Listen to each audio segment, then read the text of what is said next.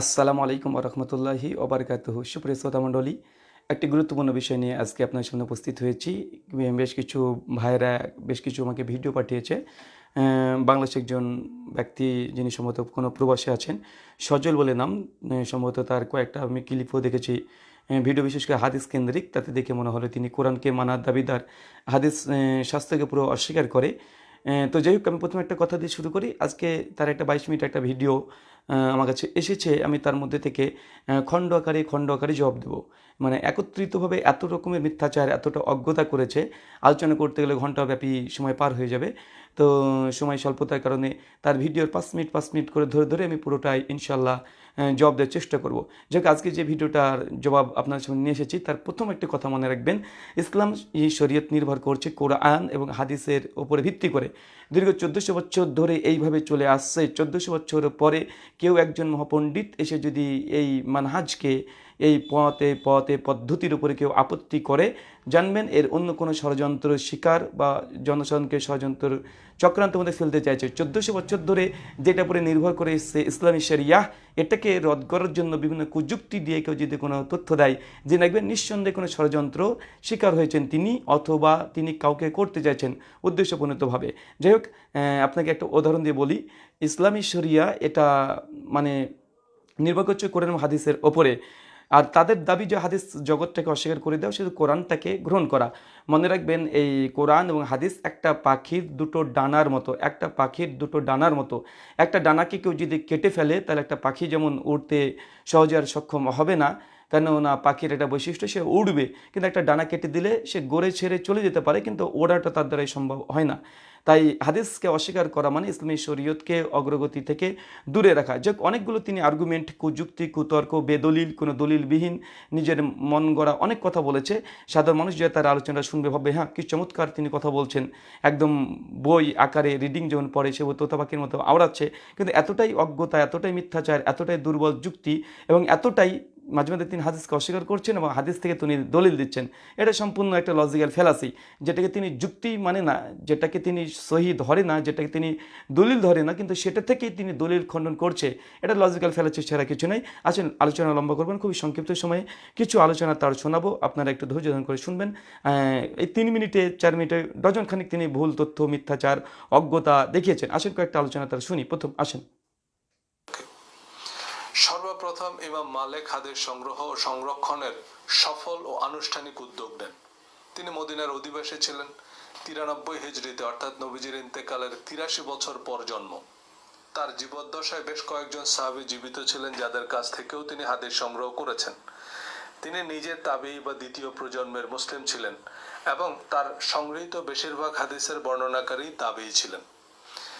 তার সংকলিত হাদিস গ্রন্থ মুয়াত্তা মালিকের ভূমিকায় তিনি লিখেছেন, এখানে কমপক্ষে 3টে মিথ্যাচার করেছে। প্রথম কথা, তিনি বলছেন যে, প্রথম কথা যে একটা ধরে নিই যে ইমাম মালিক রাহিমাহুল্লাহ থেকেই আনুষ্ঠানিকভাবে হাদিস সংকলন শুরু হয়েছে, এ কথাটা কিছুটা গ্রহণযোগ্যতা থাকতে পারে। কিন্তু ইমাম মালিকের আগে ইমাম আবু হানিফা রাহিমাহুল্লাহর নামে একটা মুসনাদে ইমামে আজম ইমাম মালিকের মজুদ আছে। এমনকি ইমাম আবু হানিফা রাহিমাহুল্লাহর মুসনাদে ইমামে আজম মজুদ আছে, সেটা আলাদা বিষয়, ওটা বলছি না। তারপর তার তর্কের ক্ষেত্রে ধরে নিলাম এখানে যে তিনি বলছেন ইমাম মালিক তিনি একজন স্বয়ং তাবেঈ ছিলেন, তার সময়তে সাহাবীরা জীবিত ছিলেন এবং সাহাবীদের কাছে হাদিস নিয়েছেন।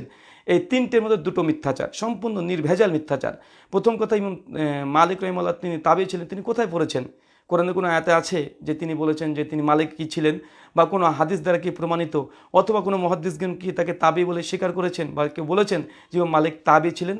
প্রথম কথা, ইমাম মালিক যে তাবেঈ ছিলেন এই যে একটা তথ্য দিলেন, তার নিকটে কোরআনই যখন হুজ্জাত, হাদিস যখন হুজ্জাত নয়, তাহলে এখানে তার উপরে কি কোনো ঐহবতীর্ণ হয়েছে?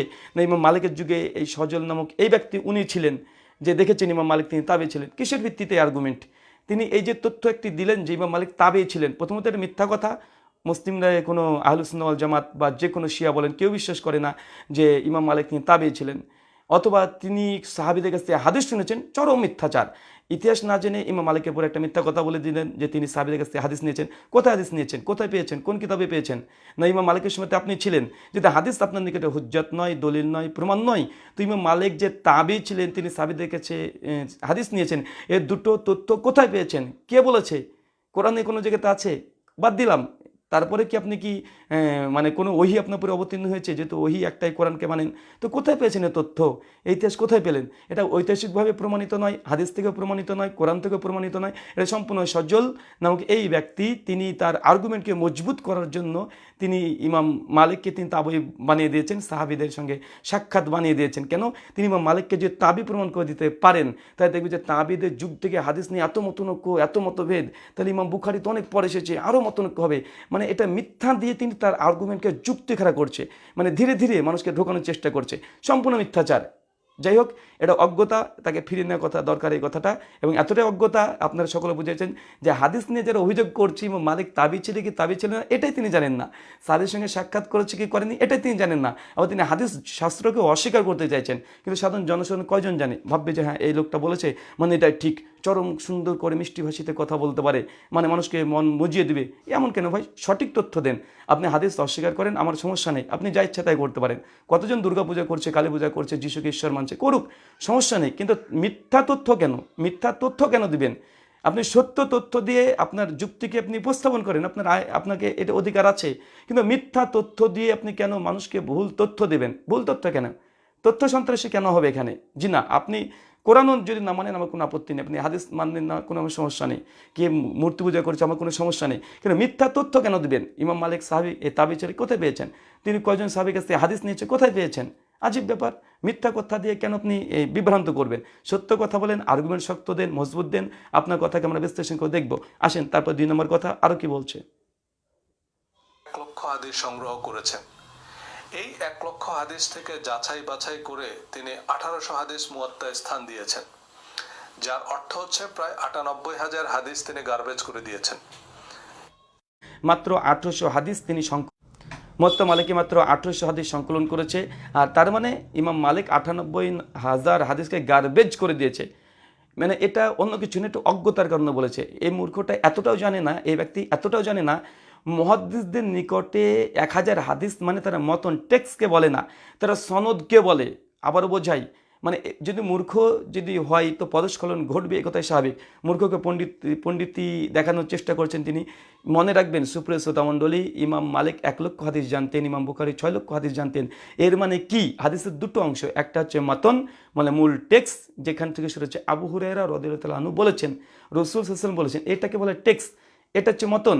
আর ওপরে যেটা হচ্ছে সনদ, যে হাদ্দাসানা ফুলান হাদ্দাসানা ফুলান হাদ্দাসানা ফুলান। মুহাদ্দিসগণ যখন বলা হয় যে ইমাম বুখারী 6 লক্ষ হাদিস জানেন, ইমাম আহমেদ 10 লক্ষ হাদিস জানেন, ইমাম মালিক 1 লক্ষ হাদিস জানতেন, এর অর্থ এটা নয় যে ইমাম মালিক 10 লক্ষ হাদিসের টেক্সট জানতেন। একটা ছোট্ট উদাহরণ দিয়ে বুঝতে পারবেন। ইমাম বুখারী রাহিমাহুল্লাহ সহিহ বুখারীতে রফুল ইয়াদিন করতে হবে এই মর্মে মাত্র 3টা হাদিস নিয়ে এসেছে। সহিহ বুখারী 735 থেকে 737, 38, 39 এই কয়েকটা 5-6টা হাদিস নিয়ে এসছে। কিন্তু ইমাম বুখারী রফুল ইয়াদিন প্রসঙ্গে 400-র বেশি হাদিস জানতেন, কিন্তু বুখারীতে নিয়ে এসছে 5খানা। কেন? কারণ টেক্সট মূল একটাই যে রফুল ইয়াদিন করতে হবে, এবং সনদ জানতেন 400খানা। তো মুহাদ্দিসদের নিকটে 1 লক্ষ হাদিস মানে 1 লক্ষ সনদ জানা, 1 লক্ষ টেক্সট জানা নয়। ইমাম বুখারী সূরা ফাতিহা পড়তে হবে এই মর্মে সহিহ বুখারীতে 3টা হাদিস নিয়ে এসছে, 756, 57 এরকম ধরনের। কিন্তু ইমাম বুখারী তিনি সূরা ফাতিহা পড়তে হবে ইমাম মুক্তাদিকে এই মর্মে তিনি কমপক্ষে 350 হাদিস জানতেন, যেটা তার জুজুল কিরাতে তিনি নকল করেছেন, এবং জুজুল রফুল ইয়াদিন বিভিন্ন সনদ নিয়ে এসেছেন। তার মানে সর্বোপরি কথা এতটাই, সুপ্রিয় দর্শক মণ্ডলী, এই মূর্খটা এতটাই জানে না, মুহাদ্দিসদের নিকটে 1 লক্ষ হাদিস মানে 1 লক্ষ তিনি সনদ জানতেন। মতন যে 1 লক্ষ হতে হবে এমনটা নয়। যেমন রফুল ইয়াদিন করার পক্ষে ইমাম বুখারী জানতেন 400 হাদিস, মাত্র নিয়ে এসেছে বুখারীতে 5খানা হাদিস। কিন্তু বারবার যদি এই 400 হাদিসে যদি বলে যে ইমাম মালিক বলেছেন, ইমাম আবু হুরায়রা বলেছেন, ইমাম জাবের বিন আব্দুল্লাহ বলেছে, এইভাবে যে 400খানা হাদিস রফুল ইয়াদিনের একই টেক্সট নিয়ে আসে, বইটা অনেক বড় হয়ে যাবে। এই জন্য মুহাদ্দিসরা করেন কি, তারা অথেন্টিক চেঞ্জ নিয়ে আসে, সনদ নিয়ে আসেন, 3-4টে মতন। টেক্সটটা হচ্ছে হাদিসের ইস্তেমবাদ করার মূল বিষয়, তার জন্য 400। যেমন ইন্নামাল আমালু বিন্নিয়াত, নিয়াত সমস্ত কর্ম উপরে নির্ভর করে। ইমাম বুখারী বলছেন যে আমি 70 জন তাবেঈ সাহাবী থেকে সনদ আমি জানতাম, কিন্তু ইমাম বুখারী নিশ্চয় একটাতে নিয়ে এসে ৭০টা সনদের কাজ হয়ে গেছে, এই জন্য একটাই নিয়ে আসে। 400খানা রাফুল হাদিস আছে, কিন্তু 5খানা নিয়ে এসেছে, সমস্ত শরীয়তকে 5খানা হাদিসের মধ্যে ইনক্লুড হয়ে গেছে। তার জন্য 400খানা আলাদা আলাদা রাফুল হাদিস, তারপরে সূরা ফাতিহা পড়ার হাদিস, ৭০খানা ইননামাল আমালু বিন্নিয়াত, নিয়াতের হাদিস নিয়ে আসার জরুরত নেই। তার মানে এখানে বুঝতে হবে মুহাদ্দিসগণের নিকটে হাদিস জানা মানে এই নয় যে মতন জানা। এটা ধোঁকা দিচ্ছে, প্রতারণা করছে, বাটপারি করছে, অথবা এটা মিথ্যুক। সে জানা শোনার পরেও মুসলিমদেরকে বিভ্রান্ত করার চেষ্টা করছে অন্য কোনো কারণে। মুহাদ্দিসদের নিকটে একটাই কথা মনে রাখবেন, যারা ধোঁকা দেবে, মুহাদ্দিসদের নিকটে হাদিস জানা মানে সনদ জানা। মতন যে 6 লক্ষ হতে হবে এমনটি নয়। একটা মতনের 20 জন সাহাবি, 20 জন তাবেই, 20 জন তাবাই তারা বর্ণনা করতে পারেন। এটা মুহাদ্দিসদের নিকটে সনদ জানা মানে হাদিস জানা। কিন্তু আমাদের উসুল বা শরীয়ত নির্ভর করছে মূলত এই মতনের উপরে, মূল টেক্সটের উপরে। তাই মেসেজ একটাই, 100 জন, 500 জন, 1000 জন বর্ণনা করেছে, তো 1000 জনের কথা বোখায় টানার দরকার নেই। অতএব এখান থেকে বোঝা যায় এতটাই, ইমাম মালিক 1 লক্ষ হাদিস জানতেন। 1800খানা হাদিস মুয়াত্তাতে প্রাধান্য দেওয়ার মানে এই নয় যে 98,000 হাদিসকে তিনি অস্বীকার করেছেন, এটা মিথ্যা কথা। কেন ইমাম মালিক একটা হাদিসকে দেখা যাচ্ছে উনি 20 জন তাবেই থেকে শুনেছে, তো 20টা হাদিস একই বিষয়ের, একই টেক্সে, একই মেসেজে নিয়ে আসার প্রয়োজন নেই। এই মূর্খগুলো এতটাও জানে না, তার জন্য এত বড় একটা মিথ্যা কথা বলে দিলেন। ইমাম মালিককে একটা মিথ্যুক প্রমাণ করার চেষ্টা, যে তিনি গার্বেজ করে দিলেন। আল্লাহ নবীর হাদিস 1 লক্ষের মধ্যে মাত্র 2000 নিয়ে এসেছে, 98,000 হাদিস তিনি গরমিল করে দিলেন। এগুলো ধোঁকাবাজি, প্রতারণা। আপনি অথেন্টিক দলিল দেন, আপনি হাদিস অস্বীকার করছেন করেন, কিন্তু কেন প্রতারণা আশ্রয় নেবেন, কেন ধোঁকাবাজিটা করবেন? আর যদি অজ্ঞ হন এই বিষয়ে হাদিস শাস্ত্র পড়ে কথা কেন বলতে এসেছেন? আল্লাহ সুবহানাহু ওয়া তাআলা পবিত্র কোরআনে সূরা বানী ইসরাঈল 17 আয়াত 36 আল্লাহ বলেছে, যে বিষয়ে তোমার জ্ঞান নেই সে বিষয়ে তুমি কথা বলো না। ইন্না সামা আল বাসার আল ফুয়াদা কুল উলাইকা কানা আনহু মাসউলা, নিশ্চয়ই তোমাদের চক্ষু, কর্ণ এবং হৃদয় জিজ্ঞাসিত হতে হবে। আল্লাহ বলেছেন যে বিষয়ে তোমার ইলম নেই, জ্ঞান নেই, সে বিষয়ে কথা বলো না। আপনার হাদিস শাস্ত্র সম্পর্কে, সংকলন সম্পর্কে, ইতিহাস জানা নেই, আপনি কেন বলতে যাচ্ছেন? ইমাম মালিক সম্পর্কে জানেন না, কেন বলতে যাচ্ছেন? কোরআনের বিরুদ্ধে যাচ্ছেন, আপনি কিসের কোরআন মানেন? আজীব বিষয়। আসেন, আমার খুবই সংক্ষিপ্ত সময়, আমি প্রোগ্রামের জন্য বের হয়েছি, তার জন্য সংক্ষিপ্ত। হাদিসগুলোকে তার মিথ্যা বা বানোয়াট মনে হয়েছে। এই 98,000 দেখেন আরেকটা অভিযোগ, ইমাম মালিকের নিকটে নাকি এই 98,000 মিথ্যা বানট মনে হয়েছে, তার জন্য তার মুয়াত্তাতে নিয়ে আসেনি। এটা মিথ্যুক, এটা প্রতারক এবং অজ্ঞতার কারণে এসব কথা বলছে, নচেত তিনি মিথ্যুক, অন্য কোনো তার উদ্দেশ্য আছে, অন্য কোনো মিশন আছে। হাদিস তিনি কার্যত অস্বীকার করলেন, অর্থাৎ তিনি মুনকারিনে 98,000 হাদিস। দেখেন একই কথাকে কোনো জোর দিচ্ছে, তাগিদ দিচ্ছে, মানুষ এতে শুনে খুব খুশি হয়ে যাবে। মানে একই কথাকে তার মূল আর্গুমেন্টটাই ভিত্তিহীন, কোনো দলিল প্রমাণ ছাড়াই কথা বলছে। তারপরে আমি বলেছি 1 লক্ষ সনদ জানা মানে ইমাম বুখারী 6 লক্ষ সনদ জানতেন। হাদিস ইমাম বুখারী মুহাদ্দিসদের নিকটে হাদিসের পরিবেশন মানে সনদ জানা। আর মূল মেসেজ থাকতে পারে 10,000, কিন্তু সনদ থাকতে পারে 6 লক্ষ। এতটা মূর্খ জানে না। তার আর্গুমেন্টটা, তার দলিলটা, তার প্রমাণটা, মূল উৎস যদি বাতিল হয়, তার বাকি যত যুক্তি দেবে অনার্থক, সবগুলো এমনি ভিত দুর্বল হয়ে যাবে, মাকড়সার জালের মতো দুর্বল হয়ে যাবে। কেন তার মূল আর্গুমেন্ট, মূল দলিল এটাই যদি মিথ্যা, ধোঁকাবাজি, প্রতারণা হয়, তাহলে তার বাকি কথাগুলো তো অটোমেটিক এটা মানে ভিত্তিহীন হয়ে যাবে। এই নীতি, এই নিয়ম, এই উসুল আপনারা সকলে জানেন। আসেন তারপরে কথা শুনি। মানে একই কথাকে বারবার তাগিদ দিয়ে বিভিন্ন ভাষাতে, সুন্দর ভাষাতে তিনি বলতে পারছেন, মানুষ ভাবছে যে নাকি সত্যি এই লোকটা মনে হয় অনেক ইতিহাসবিদ, অনেক হাদিস শাস্ত্রবিদ, অনেক হাদিস সংকলিত ইতিহাস জানে। কিছুই জানে না, এতটুকু জানে না যে সনদ বলতে মুহাদ্দিসদের নিকটে কি, আর মতন বলতে কি, মুহাদ্দিসদের নিকটে হাদিস কাকে বলে, এতটাই জানে না। তাই ইনার একটা কথাতে, একটা যুক্তিতে এনে গোটা 20 মিনিটের ভিডিও জবাব হয়ে যায়, তারপরে কথা কিছু থাকে। জি, 98,000 হাদিস অস্বীকারী। দেখেন আবার একই কথা। ইন্তেকালের প্রথম শতকেই সাহাবী তাবেঈদের যুগে খোদ মদিনাতেই যদি 1800 হাদিসের বিপরীতে লক্ষাধিক বানোয়াট কথা রটতে পারে, সলফে সালেহিনরাই দেখেন সালফে সলিনের মধ্যে এবং সাহাবীদের জামানা থেকে তিনি মিথ্যা অভিযোগ করছে। ইমাম মালিকের যুগে যদি 98 নম্বর হাদিস যদি জাল হয়ে যায়, তাহলে পরবর্তী সময়তে এখনকার যুগে কি হতে পারে? প্রথম কথা রে ভাই, 98 1 লক্ষ হাদিস মানে মূল মেসেজ নয়, সনদ। বারবার একই মেসেজে সনদ নেশার প্রয়োজন নেই, তার বই এত মোটা হয়ে যাবে। মূর্খটা দেখেন এই একটা যুক্তি দিয়ে গোটা ভিডিওটাকে তিনি বানিয়েছেন। আর তার যুক্তিটা যে একটা অনর্থক, দলিলবিহীন, একটা সাধারণ মানুষকে মিথ্যা দিচ্ছে, এটা আপনাদের প্রমাণিত। দেখেন পারে তো 1500 বছর পর ঢাকা বা নিউ ইয়র্কের অবস্থা কি হতে পারে অনুমান করতেই পারেন। হাদিস এবং ফিকহের উপর ইমাম মালিকের পাণ্ডিত্য প্রশ্নাতীত। তবে ইমাম মালিক অনেক হাদিস নিয়েই প্রশ্ন তুলেছেন। এমনকি মুয়াত্তায় উল্লেখিত অনেক হাদিস তিনি নিজের ফিকহে মাসালায় বিবেচনায় নেননি। তিনি এসব হাদিস সম্পর্কে বলেছেন, এই হাদিসগুলো আমি গ্রহণ করেছি, কিন্তু এগুলোর উপর আমরা আমল করি না। দেখেন এখানে একটা যুক্তি খাড়া করেছে যে ইমাম মালিক রহমাহুল্লাহ তিনি অনেক হাদিস নিয়ে এসেছেন কিন্তু আমল করেন না। কারণ হিসাবে এই কথা ইমাম মালিক কোথায় বলেছে ভাই সজল ভাই, এটা কোথায় বলেছে ইমাম মালিক? আপনাকে ইমাম মালিক কানে কানে এসে বলে গেছে কালকে যে আমি অনেক হাদিস নিয়ে এসেছি, আর তিনি বলছেন যে মুওয়াত্তা মালিকের প্রথমেই তিনি লিখেছেন? কোথায় লিখেছে ভাই? আমাদের কাছে মুওয়াত্তা মালিক আছে, কই? কোথায়? কত নম্বর পৃষ্ঠা? লাইনটা একটু বলেন, স্ক্রিনশট দেন। আপনি তো টেকনোলজি খুব ভালো জানেন, স্ক্রিনশট দিয়ে কথা বলেন। যে তথ্যগুলো দিচ্ছেন স্ক্রিনশট ব্যবহার করেন, ভিডিওতে স্ক্রিনশট দেন। ইমাম মালিক যে কথা বলেছে যে অনেক হাদিস নিয়ে এসেছে আমল করি না, এবং কারণটা বলছে দেখেন কত বড় ধোকাবাজি কারণ। দেখেন ভাই আপনি কথা বলছেন, দলিল দেন, বেদলিল কেন আপনি আর্গুমেন্ট পেশ করছেন? এটা কি? আল্লাহ সুবহানাহু বলছেন পবিত্র কোরআন সূরা বাকারা ৯ আয়াত ১১, কুল ইন কুনতুম, আল্লাহ সুবহানাহু স্পষ্ট বলেছে যে তোমরা সত্যবাদী হও, কুল হাতু বুরহানাকুম ইন কুনতুম সাদিকিন, যে সত্যবাদী হয়ে থাকো প্রমাণ পেশ করো। প্রমাণ দিয়ে কথা বলেন। আপনি হাদিস শাস্ত্রকে অস্বীকার করতে চাইছেন, অভিযোগ করছেন, অভিযোগ করলে আপনাকে প্রমাণ দিতে হবে। প্রমাণ ব্যবহার করেন। ইমাম মালিক কোথায় বলেছে অনেক হাদিস আমি নিয়ে এসেছি আমার মুওয়াত্তাতে কিন্তু আমি আমল করি না, এবং কারণ উল্লেখ করছেন, এই কারণ ইমাম মালিক কোথায় বলেছে? নচেত মিথ্যুক সাব্যস্ত হবেন। সুপ্রিয় শ্রোতা মণ্ডলী, আবারও বলছি, এই ব্যক্তিটা মানে কিছু কিছু কথার মধ্যে এমনভাবে সুন্দরভাবে ভাষা দিয়ে মানুষকে অ্যাটাক করার চেষ্টা করছে, মানুষ ভাবছে কথা সত্য। বিন্দু পরিমাণে কোনো লেশ পরিমাণে কোনো দলিল নেই, নিজের মুখের কথা, নিজের নাফসের কথা শুধুমাত্র শুনেছে যে ২০০ বছর পর হাদিস সংকলন শুরু হয়েছে, এখন এটা থেকে যত যুক্তি জানে, যত বুদ্ধি আছে, সব বুদ্ধিগুলোকে আক্কেলগুলোকে খাটাচ্ছে। সম্পূর্ণ মিথ্যা কথা, দলিলবিহীন কথা। দলিল দেন, ইনকুম তুম সাদিকিন, যে সত্যবাদী হন প্রমাণ পেশ করেন। আপনি যেহেতু কোরআনকে মানেন, সূরা বাকারা আয়াত ১১তে আল্লাহ বলছে প্রমাণ পেশ করেন আপনার যুক্তির পেছনে। আসেন তারপরে শুনি কি বলছে। কারণ এগুলো কোরআনের বক্তব্যের বা কোরআনের মূলনীতির পরিপন্থী। দেখেন এখানে আবার একটা মালিকের, ইমাম মালিকের কথা বলছেন। ইমাম মালিক অনেক হাদিস নিয়ে এসেছে কিন্তু তিনি নিজে আমল করে না, কেননা কোরআনের পরিপন্থী। এটা নাকি ইমাম মালিকের কথা। দাদা কোথায় বলেছে? দাদা প্রমাণ দেন, স্ক্রিনশট দেন। অনর্থক দাবি করছেন কেন? প্রমাণবিহীন দাবি করা ভিত্তিহীন, মাকড়সার জালের চাইতে দুর্বল। ভাই প্রমাণ পেশ করেন। এই হাদিসগুলো আমল না করলে আপনি গ্রহণ করলেন কেন, এমন প্রশ্নের জবাবে তিনি বলেন, এই হাদিসগুলো আমি জেনে বুঝেই রিজেক্ট করেছি। এটা বোঝানোর জন্য এই হাদিসগুলো আমি মুওয়াত্তায় উল্লেখ করেছি। নইলে অনেকেই মনে করতো আমি হয়তো এই হাদিসগুলো জানি না বলেই এমন ফতোয়া দিয়েছি। যেমন কুকুর কোনো পাত্রে মুখ রাখলে তার স্বাদ। আচ্ছা, এটার পরে জবাব দিচ্ছি। উনি যে আর্গুমেন্ট পেশ করেছেন ইমাম মালিকের নাকি এই ধরনের কথা বলেছে, ইমাম মালিক কোথায় বলেছে যে সহি হাদিস আমি পেয়েছি, সহি সাব্যস্ত হয়েছে, কিন্তু আমি আমল করি না কেন কোরআনের পরিপন্থী হয়ে গেছে? কোথায় বলেছে?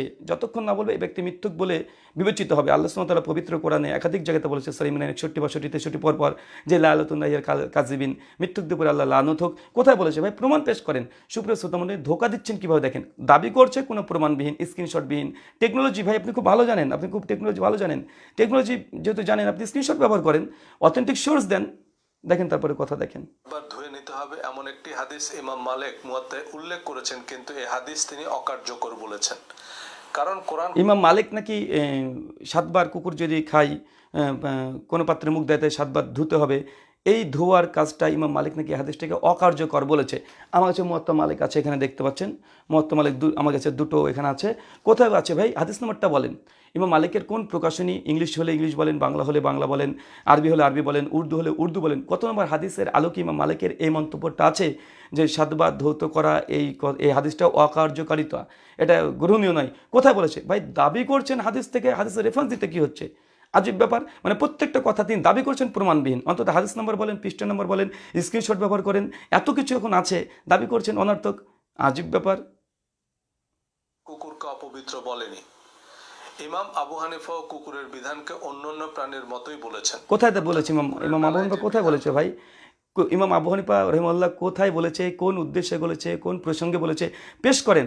দেখুন মানে ইনি মানুষের ব্রেনটাকে, সাইকোলজিটাকে কীভাবে ঘুরিয়ে দেওয়ার চেষ্টা করছে। এমনি তথ্য তার ভিত্তিহীন, দুর্বল আর্গুমেন্ট, তারপরে এমন এমন কথা বলছে যেগুলো ইমাম মালিকের কাছ থেকে এমন ভাব করছে যে ইমাম মালিক এসে কানে কানে এসে বলে গেছে। ইমাম মালিক 93 হিজরিতে মৃত্যুবরণ করছে, দীর্ঘ 1300 বছর চলে গেল। ইমাম মালিক কোথায় বলেছে আপনাকে ভাই? যেই তথ্যটা বলেছে সেই তথ্যটা কি ওহী? যে কোনো গ্রন্থে যদি বলে থাকে সেটাকে ওহী। হাদিসকে যদি আপনি 1400 বছর পরে গ্রহণ করতে না চান, ইমাম মালিকেরও তো ওই উক্তিটা 1300 বছর আগে লিখেছে ইমাম মালিকের। তো ইমাম মালিকের এই কথার উপরে নির্ভর করে আপনি কী করে ইমাম মালিকের কল দিয়ে হাদিসকে অস্বীকার করছেন? আজীব ব্যাপার। মানে ইমাম মালিকের কথাকে তিনি সহি মনে করছেন, ওহির মতো মনে করে তিনি হাদিসকে অস্বীকার করছেন। আজীব আর্গুমেন্ট। আসেন তারপরে শোনেন। অন্যান্য প্রাণীর বেলাতেও একই। এবারে মুওয়াত্তা মালিকের 1800 হাদিসের কাহিনী শুনেন। বা বলেন। 1800 হাদিসের মধ্যে মাত্র 600 হাদিস আছে মারফু আর হাদিস। বাবা বড় পণ্ডিত। মারফু হাদিসই হাদিস বলতে আমরা যা বুঝি, অর্থাৎ নবীজির কথা কাজ অনুমোদন।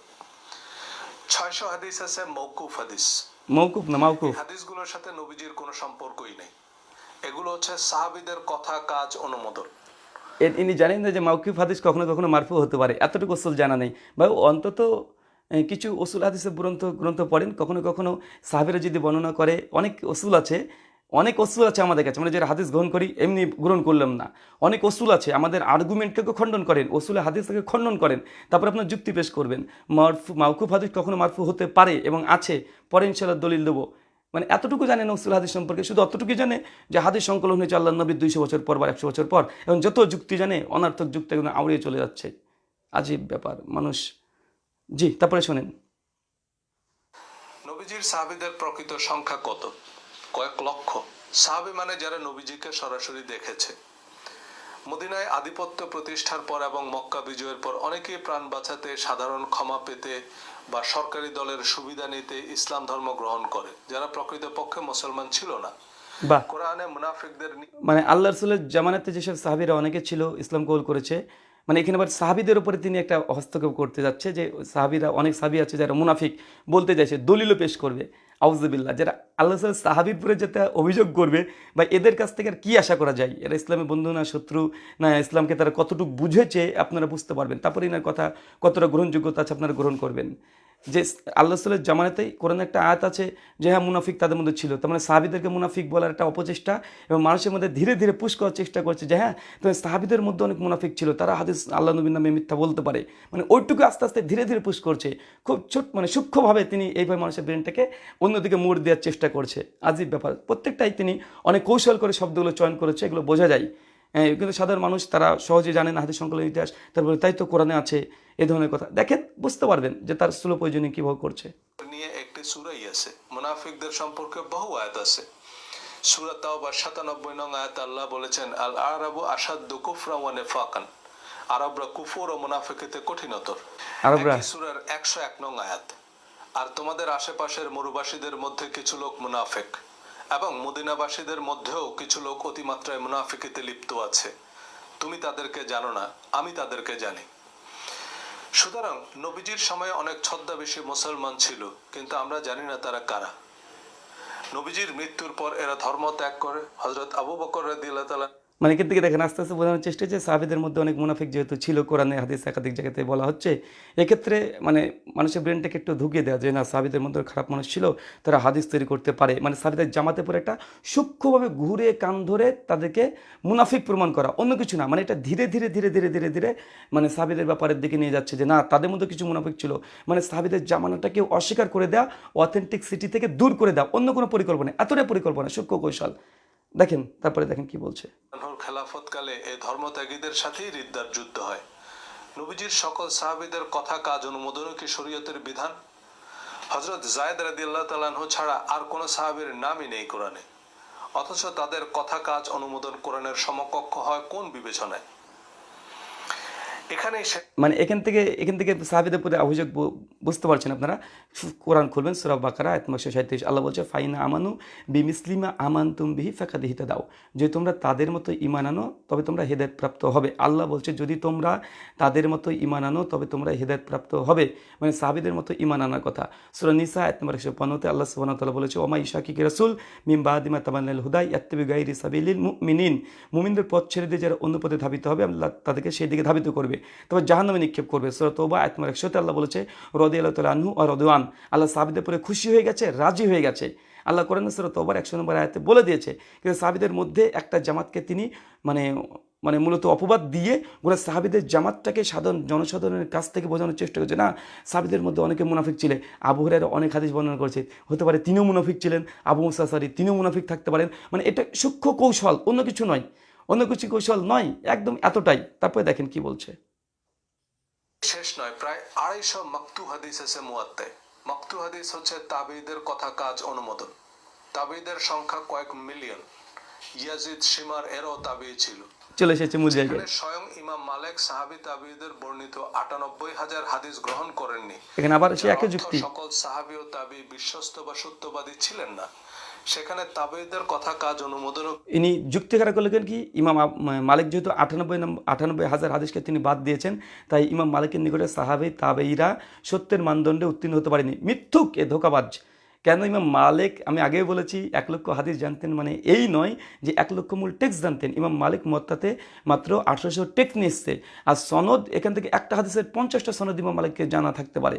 এই নিয়ে সনদকে বলা হয় মূল হাদিস, আর টেক্সট মেসেজটা, এটা আমি বারবার বলেছি, একই আর্গুমেন্ট দিয়ে তার আর্গুমেন্টের মূল দবি ভিত্তিহীন। বিধান হয়।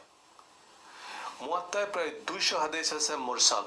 আরবিতে বোম্বাস্টিক শোনালেও মুরসাল শব্দের অর্থ হচ্ছে পরিত্যাজ্য। দেখেন, বলে মুরসাল শব্দের অর্থ পরিত্যাজ্য, এতটুকু জ্ঞান নেই যে মুরসাল বলতে কাকে বলে। মুরসাল বলতে পরিত্যাজ্য কোথায় পেয়েছেন দাদা, কোথায়? আমি তো বুঝি না কোথায় পেয়েছে মুরসাল বলতে পরিত্যাজ্য। মুরসাল মানে সনদ বিচ্ছিন্ন, ছিন্ন হয়ে যাওয়া, সনদ বিচ্ছিন্ন হওয়া, চেনকে মাঝখান থেকে না থাকা। ইনি বলছে মুরসাল মানে আজীব ব্যাপার। এতটুকুই উসুল হাদিসে এতটুকু শব্দ জানে না যে মুরসাল বলতে কি বোঝে, অর্থ কি। নিজের মতো পণ্ডিতি জাহির করতে লেগেছে। আর হচ্ছে আবু বকরের সময়তে আবু বকর রাদিয়াল্লাহু আনহু অনেক মুনাফিকের বিরুদ্ধে যুদ্ধ করেছে। তো ভাই, আপনি কি আবু বকরের যুগে ছিলেন? আপনি এই ইতিহাস কীভাবে জানলেন? কোথা থেকে? হাদিস থেকে জেনেছেন। তো হাদিস আপনার নিকটে অথেন্টিক নয়, আবার হাদিস থেকে আপনি দলিল দিচ্ছেন। দেখেন, মানে যেটা ওনাদের পক্ষের, মানে হাদিসকে দুর্বল করার জন্য, সন্দেহ সংশয় সৃষ্টি করার জন্য যেসব তথ্যগুলো হাদিস থেকে লাগছে, ওগুলো নিজের দলিল ব্যবহার করছেন। কিন্তু আবার কিছু কিছু হাদিস, যেগুলো হাদিস আছে ওগুলোকে অস্বীকার করছেন। এটা কি ভাই? আপনাদের দলিল যেটা, সেটা দিয়ে আপনি খণ্ডন করুন। আজব ব্যাপার। কারণ এসব হাদিসের বর্ণনাকারী নবীজির মৃত্যুর পর জন্মগ্রহণ করেছেন, এরা লোকমুখে এসব হাদিস শুনেছে, কিন্তু কোন লোকের কাছ থেকে শুনছে স্পেসিফিক মানে নেই। যে 600 মারফু বা নবীজির হাদিস আছে মুয়াত্তায়, তাতেও রিপিটেশন আছে অনেক। মানে এখান থেকে একটা হাদিসের অথেন্টিসিটি প্রমাণ হয়। উনি নিজে বলেন মুরসাল মানে আল্লাহ সাল্লাল্লাহু আলাইহি যুগের কথা বর্ণনা করছে একজন ব্যক্তি, কিন্তু মাঝখানে কার কথা মনে নেই। দেখেন, তার মানে যারা হাদিস বর্ণনা করেছে, যার কথা মনে নেই, তার নামটাও বলেনি। তারা কত মানে ন্যায়পরায়ণতার সঙ্গেই তারা হাদিসকে বর্ণনা করছে। তিনি নিজে বললেন যে অনেকেই আল্লাহ সাল্লাল্লাহু নামে হাদিস বর্ণনা করেছে, কিন্তু মাঝখান থেকে একজন ব্যক্তির কথা নাম মনে না থাকার জন্য তার নামটা বলেনি। তার মানে তাবাইরা তারা হাদিস বর্ণনা করেছে, কিন্তু কার কাছ থেকে শুনেছে মনে নাই, তার নামটা পর্যন্ত বলেনি। এত তারা ন্যায়পরায়ণতার সঙ্গে হাদিসটা বর্ণনা করতেন। কিন্তু এটা আবার তিনি ব্যবহার করছেন যে হাদিস বিরোধীর পক্ষে। বা মুরসাল হাদিস থেকেই প্রমাণ হয়ে যায় যে হাদিস বর্ণনার ক্ষেত্রে মানে কার কাছ থেকে শুনেছে সেই মনে নেই, এটাকেও তারা গ্রহণ করেনি, বা একটা মিথ্যা নামও বলেনি যে আমি অমুকের কাছ থেকে শুনেছি। তিনি যে অভিযোগটা করেছেন যে অনেক তাবেইরা মিথ্যা হাদিস বর্ণনা করতে পারে, আর এবার মিথ্যা হাদিস তো দূরের কথা, মিথ্যা ব্যক্তির নামই বলতে চাইনি যে আমি কার কাছ থেকে হাদিসটা শুনেছি। এখান থেকে হাদিস অথেন্টিসিটি প্রমাণ হয়ে যায়। মানে চোর চুরি করলে একটা চটি থুয়ে যায়। ইউনিক হাদিস হিসাব করলে শতিনেক প্রকৃত হাদিস আছে মুয়াত্তায়। হাদিসের এই জটিল শ্রেণীবিন্যাস আমরা কতজন বুঝি? আপনি বুঝেন? উনি বুঝেন অনেক। বুঝি বা আমাদের বোঝানো হয় মুয়াত্তা মালিকের হাদিস, সহিহ বুখারীর হাদিস বা সহিহ ইবনে হিব্বানের বর্ণনা, ব্যাস। হিজরি 80 সালে জন্মগ্রহণকারী সর্বকালের অন্যতম শ্রেষ্ঠ ইসলামিক স্কলার ইমাম আজম আবু হানিফা বয়সে ইমাম মালিকের 13 বছরের বড়। সমসাময়িক কালের মানুষ হলেও হাদিসের গ্রহণযোগ্যতা নিয়ে এই দুইজন জগৎ বিখ্যাত ইসলামের পণ্ডিতের দ্বিমত স্পষ্ট। এই দ্বিমতের ধান্দাবাজি একটা, যে ইমাম মালিকের সঙ্গে ইমাম আবু হানিফার হাদিসের সনদ নিয়ে মত নিয়ে নাকি বিরাট মত অনুক আছে। ভাই হাদিস নিয়ে নাই, ফিক নিয়ে আছে। ভাই ফিক কোনটা, হাদিস কোনটা জানেন না, আজীব ব্যাপার। এটা একটা মূর্খতা। এটা দিয়ে তার দাবিকে, তার মূল আর্গুমেন্টকে শক্ত করতে চাইছে, কিন্তু এটা ভিত্তিহীন কথা যে হাদিসের সনদ মতন নিয়ে নাকি তাদের মধ্যে মতনৈক্য হয়েছে। কোথায় পেয়েছেন এই তথ্য? কোথায় পেয়েছেন? আপনি ছিলেন ইমাম আবু হানিফা মালিক যখন মতনৈক্য করেছে, আপনি পাশ থেকে দাঁড়িয়ে দেখেছিলেন? আজীব ব্যাপার, মিথ্যা কথা বলে তিনি আর্গুমেন্ট পেশ করছে। ভাই সত্য অথেন্টিক দলিল দেন। কারণে হানাফি ও মালিকি দুটি ভিন্ন সুন্নি মাযহাবের সৃষ্টি হয় ইসলামের প্রথম শতকেই। ভাই মাযহাব সৃষ্টি হওয়ার মূল কারণ হাদিস নয়, ইস্তেমবাত, হাদিস থেকে মাসালা বের করা। এমনটাই যদি হয় যে দুই রকমের হাদিস পাওয়ার কারণে দুটো দল তৈরি হয়ে গেল, তবে কোরআনের আয়াত নিয়ে সবচেয়ে মুসলিম উম্মার মধ্যে বেশি দল তৈরি হয়েছে। আলী রাদিয়াল্লাহু তাআলা আনহুকে খারিজিরা কোরআনের আয়াত দিয়েই তারা হত্যা করেছে। এবং ইসলামের যতগুলো আকিদার বিভক্তি হয়েছে, মাসালাগত বিভক্তি মাত্র 4টে, হানাফি, শাফি, মালিকি, হাম্বলি, কিন্তু আকিদার উপরে 100-এর উপরে ভাগ হয়ে গেছে। আর আকিদা নির্ভর করে কোরআনের উপরে। তো কোরআন থেকে তো মুসলিম উম্মার বেশি বিভক্ত হয়েছে, ভাগ হয়েছে। হাদিস থেকে তো মাত্র 4টে ফিক তৈরি হয়েছে। দেখেন, ইনারা এতটাই অজ্ঞ, এটা থেকে বলছে হ্যাঁ হাদিস থেকে যদি 4টে দল তৈরি হয়েছে, তার মানে হাদিস সহিহ জয়ীফ নিয়ে এই মতনৈক্য হয়ে গেছে। আর কোরআনের আয়াত নিয়ে, কোরআন থেকে মুসলিম উম্মার মধ্যে সবচেয়ে বেশি দল তৈরি হয়েছে, ফিরকা তৈরি হয়েছে। তার মানে কোরআনকে বিভিন্ন রকমের বলবেন। মানে হাদিস বুঝার ক্ষেত্রে ইমাম মালিক একই হাদিসের একটা অর্থ বুঝেছে, আর ইমাম আবু হানিফা রাহিমাহুল্লাহ একটা অর্থ বুঝেছে। এটা ফিকের বিষয়, হাদিসের মতন নিয়ে তাদের মধ্যে মত পার্থক্য হয়নি। মূর্খটা এতটা জানে না, আবার পণ্ডিতি করে চলে যাচ্ছে। আজীব ব্যাপার, আশ্চর্য হই। আল্লাহ নবীর হাদিসকে অস্বীকার করে দিচ্ছে এই ছোট্ট মানে একটা অজ্ঞতাপূর্ণ তার গবেষণা নিয়ে, মূর্খতাপূর্ণ গবেষণা নিয়ে। আজীব ব্যাপার। হানাফি মেযহাব মোতাবেক রক্ত বের হলে অজু ভঙ্গ হবে, কিন্তু মালিকি মেযহাব মোতাবেক হবে না। এবার অজুর সাথে নামাজের সম্পর্ক। অজু নাই মানে হানাফি মতে নামাজ হবে না, কিন্তু মালিকি মতে হবে। এবার কোন দিকে যাবেন? কোন দিকে যাবো না ভাই, আপনি দলিল দেন, আগে আগে কথাটা দলিল দেন, কোন দিকে যাবো মানে আশ্চর্য বিষয়। ফিকের হাদিসের কারণে যে ঘটেছে এমনটা নয়, ফিকের কারণে ঘটেছে। আমি এই কথাই এই বিষয়টা কোরআন থেকে আমি দেখাতে পারবো, এমন ধরনের ইস্তেমবাদ যে মানে পরবর্তী সময়তে অনেক আলেম ওলেমা, এমনকি উনিও, পাকিস্তানের যিনি জাভেদ আহমেদ গাম্বাদি যিনি একজন আছেন, তিনি আহলে কোরআন, আর বাংলাদেশের মতিউর রহমান যিনি আছেন, উনি আহলে কোরআন। দুজনের মধ্যে মাসালাগত অনেক মতনৈক্য ঘটেছে। দুজনই কোরআন থেকে দলিল দিয়ে দুই রকমের বুঝেছে। তো হাদিস থেকে একই দুইজন ইমাম যে দুই রকম অর্থ বুঝে এবং রায় দেয়, এখানে কি এমন পেয়ে গেলেন বুঝি না। আশ্চর্য, অন্য কিছু নাই। হাদিসকে অস্বীকার করা মানে নবী মোহাম্মদ সাল্লাল্লাহু আলাইহি ওয়াসাল্লামের আদর্শকে অস্বীকার করা, ইসলামের অর্ধেক অংশকে অস্বীকার করে দেওয়া, অন্য কিছু নয়। সূক্ষ্ম চক্রান্ত, মুসলিমদেরকে মুরতাদ বানানো, ইসলাম থেকে খারেজ করে দেওয়া, ইসলামিক আদর্শ, ইসলামী আইন কানুন নিয়ম পদ্ধতি আখলাক চরিত্র বাহ্যিক সুরাত সবগুলোকে অস্বীকার করার মূল টার্গেট হাদিসকে অস্বীকার করে দাও। তার জন্য তার মূর্খতা অজ্ঞতার কারণে অনেকগুলো যুক্তি পেশ করছে দলিলবিহীন। তারপরে দেখেন, এমন অসংখ্য দ্বিমুখী রাস্তা আছে যার কারণ লোক মুখে শোনা হাদিস। ইমাম মালিক, ইমাম আবু হানিফা, লোকমুখে শোনা হাদিসের কারণে নাকি অনেক মতনৈক্য মতভেদ তৈরি হয়েছে। এত আজকে জবাব দিই, আমার সময় শেষ। এই জন্যই, আরে ভাই এতটুকু আগে ইতিহাস সম্পর্কে জানেন, মুসলিমদের ফিরকা সম্পর্কে জানেন। মুসলিমরা সবচেয়ে বেশি বিভক্ত হয়েছে, মুনাফিক হয়ে গেছে, মুরতাদ হয়ে গেছে। কিসের কারণে? কোরআনের আয়াত নিয়ে তার বিভ্রান্ত হয়েছে। কোরআনের আয়াত থেকে বিভিন্ন ইসলামে খারেজি রাফেজি শিয়া অধিকাংশ দল যারা দলিল ব্যবহার করে, কোরআন থেকে দলিল ব্যবহার করে এবং যত বলেন তাকদীরকে অস্বীকার করেছে, তাও কোরআনের আয়াতকে অস্বীকার করে। তাকদীরকে গ্রহণ করেছে মানে যারা মানে তাকদীরকে গ্রহণ করেছে তারা কোরআনে আয়াত দিয়ে তাকদীরকে সাবিত করে, যা তাকদীরকে অস্বীকার করে কোরআনে আয়াত থেকে তাকদীরকে অস্বীকার করে। তো ইসলামের মৌলিক আকীদাগত বিষয় নিয়ে পৃথিবীতে মুসলিমদের মধ্যে সবচেয়ে বেশি দল তৈরি হয়েছে। আর হাদিসের কারণে মাত্র 4টে দল, হানাফি, শাফি, মালিকি, হাম্বলি। এর বিকল্পর কোনো দল নেই। কিন্তু মানে এই কোরআনের আয়াত নিয়ে আকীদাগত বিষয়ে মুসলিমদের মধ্যে অনেক দল। তো কোরআন নিয়ে তো একই আপনার আর্গুমেন্ট ধরে নিলে কোরআনকেও সন্দেহ সংশয়ের মধ্যে ফেলে দিতে হয়। মূল টার্গেট কোরআনকে অস্বীকার করে দেয়। এখন হাদিসকে অস্বীকার করার জন্য এবং চোরগুলো উন্মুক্ত করছে সজল সাহেব। কিছুদিন পর 5 বছর 10 বছর পর হয়তো আল্লাহ আলম, আল্লাহ ভালো জানে, তারপরে কোরআনে পুরো হস্তক্ষেপ করবে যে কোরআনে এটা আছে ওটা আছে, অতএব কোরআনে একটা গ্রহণ করা যাবে না, ও একটাকে গ্রহণ করো। এটা আস্তে আস্তে আস্তে আস্তে কাজগুলো করবে। খুব সূক্ষ্ম বিষয়। যাক সুপ্রিয় শ্রোতা মণ্ডলীর, আপনারা তখন বুঝতে পেরেছেন তার মূল আর্গুমেন্ট এটাই মিথ্যা। যে মালিক 1 লক্ষ হাদিস জানতেন, 98,000 হাদিস মত্তাতে গ্রহণ করেনি মানে সেগুলো জয়ীব, জাল, মিথ্যা, কাযযাব এমনটা নয়। সনদ জানতেন 1 লক্ষ, মূল টেক্সট মেসেজ এটা 400 হতে পারে, 500 হতে পারে, 1000 হতে পারে, এটা কোনো ব্যাপার না। যারা একটু উসুল হাদিস জানেন তারা জানেন।